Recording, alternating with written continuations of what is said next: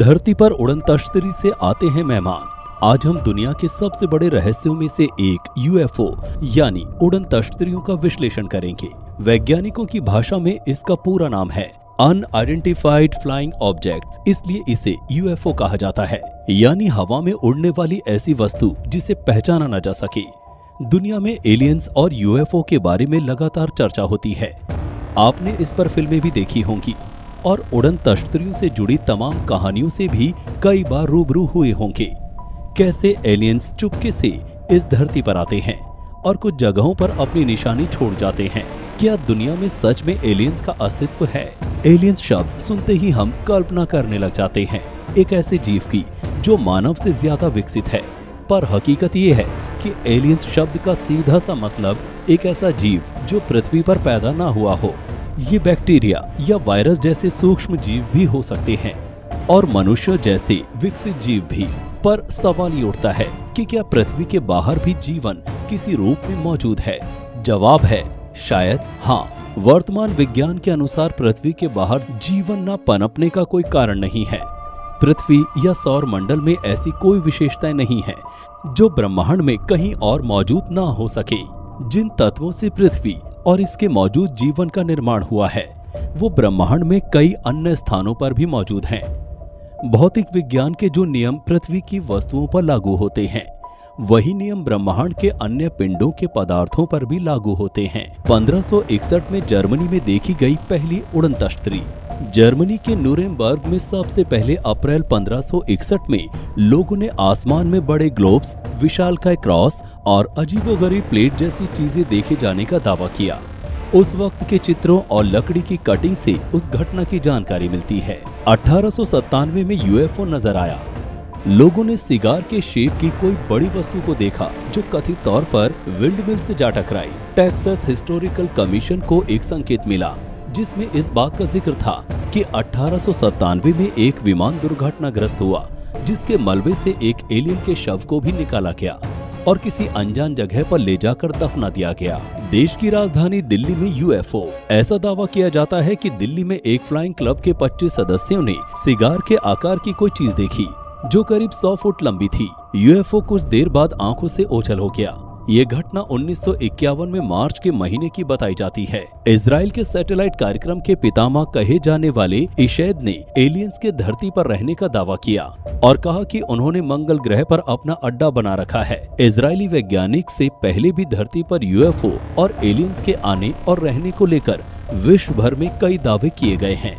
अंतरिक्ष agency NASA की तरफ से भी पृथ्वी जैसे 7 नए ग्रह ढूंढने का दावा किया गया था। तो आइए जानते हैं एलियन से जुड़ी कुछ कहानियों के बारे में और इसके साथ ही अमेरिका के पूर्व राष्ट्रपति ट्रंप का एलियंस कनेक्शन। अटलांटिक महासागर के नीचे एलियंस। धरती पर एलियन से जुड़ी एक कहानी अमेरिका से चर्चा में आई थी जब अमेरिकी सेना को अटलांटिक महासागर के ऊपर क्यूब के आकार की एक रहस्यमय वस्तु उड़ते हुए नजर आई थी जो हवा और पानी दोनों में चल सकती थी। अमेरिकी रक्षा मंत्रालय की लीक हुई खुफिया रिपोर्ट में इस रहस्यमय वस्तु की तस्वीरें सामने आई। बताया गया कि यूएफओ दिखने की ये घटना साल 2018 और 2020 के गर्मियों की है। इन तस्वीरों को अमेरिका के खुफिया संगठनों के बीच शेयर किया गया। कहा जाता है कि इस पूरी रिपोर्ट को अनआइडेंटिफाइड एरियल फेनोमिना यानी यूएपी ने तैयार किया था। रिपोर्ट में समुद्र से निकलकर आकाश में चक्कर लगाने वाले रहस्यमय ऑब्जेक्ट के बारे में दावा किया गया और साथ ही इसके दूसरे ग्रह के होने की संभावना जताई गई। भारत में देखे गए यूएफओ। राजस्थान के बॉर्डर पर देर रात उड़न तश्तरी जैसी दिखने का दावा किया गया था। ये तश्तरी राजस्थान के जैसलमेर में स्थित पाकिस्तान इंटरनेशनल बॉर्डर इलाके के आसपास दिखाई दी थी। स्थानीय लोगों ने दावा किया था कि वो चीज करीब 2 घंटे तक हवा में उड़ती रही जिसमें से लगातार तेज रोशनी आ रही थी। 2014 में लखनऊ में उड़न तश्तरी देखे जाने की अजीब घटना सामने आई थी जिससे खगोल शास्त्री यूएफओ मान रहे थे।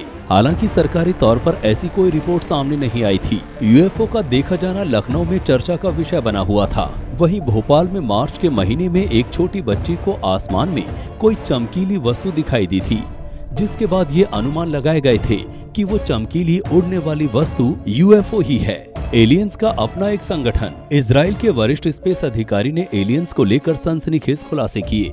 पिछले 30 साल से इजराइल के स्पेस सिक्योरिटी प्रोग्राम के हेड और रिटायर्ड जनरल हाइम इशेद का मानना है कि एलियंस होते हैं और वे धरती पर भी रह रहे हैं और वे सीक्रेट तरीके से अमेरिका और इजराइल के संपर्क में हैं।